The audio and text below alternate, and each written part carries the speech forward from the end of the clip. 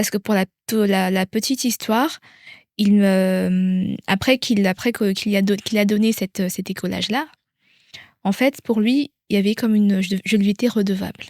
Mmh. Et pas redevable en termes d'argent, mais en termes d'affection. Et c'était le jour de la fête des pères. Et en fait, à son anniversaire, je lui avais souhaité son anniversaire. Mais la fête des pères, ça m'était complètement sorti de la tête, honnêtement. J'ai souhaité à mon papa, mais ça m'est pas venu à l'esprit que j'allais lui souhaiter à lui.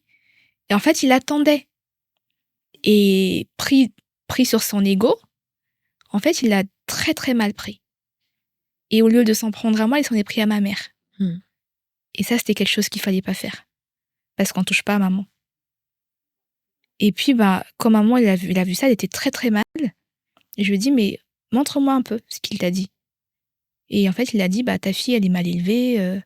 Elle ne daigne même pas de m'envoyer un message alors que c'est la fête des pères. Et j'ai vu noir. Je te promets, j'ai vu noir.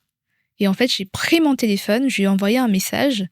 Je lui ai dit, tu peux me dire tout ce que tu veux, mais t'as jamais été là. Ma mère, elle a été là. Elle m'a élevée pour être qui je suis aujourd'hui. Donc, je ne t'autorise pas à t'en prendre à elle. Donc, je lui ai dit, tu peux m'en vouloir. Tu peux ne plus me parler. C'est pas grave, mais tu ne t'en prends pas à ma mère. Et en fait, il a fait le choix de ne plus me parler.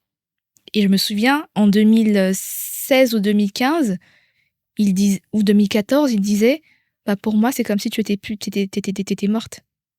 Comment on vit ça? C'est dur. Et c'est pas lui qui me l'a dit, mais il l'a dit à quelqu'un Oui. qu'on connaît en commun, Mmh.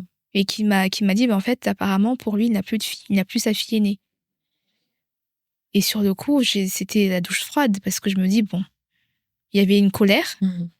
mais au-delà de la colère, c'est encore l'enfant blessé, l'enfant rejeté. Cette fois, c'était vraiment le rejet.